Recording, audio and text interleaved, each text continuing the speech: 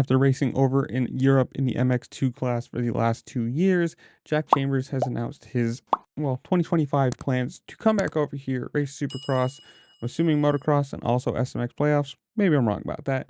But in the last 2 years, in 2023 and 2024, he has finished 17th and 19th respectively, again in the MX2 class, with a best overall finish of 12th, which he did twice last year.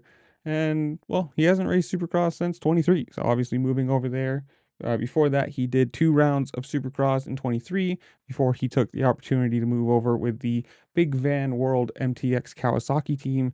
So at least he's moving back over here onto a bike he probably knows because he has signed with the Partzilla PRMX Kawasaki. So, probably a pretty easy switch. There's probably a little bit of rule changes or little pieces and parts that are going to be different, but and obviously, racing over an MXGP for the last couple of years, he hasn't had to do Supercross, so you have to get back into the swing of that.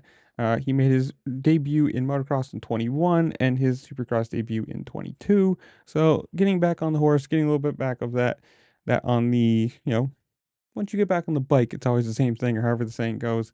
So hopefully he does well. But you guys tell me, comments down below. Are you a fan of his?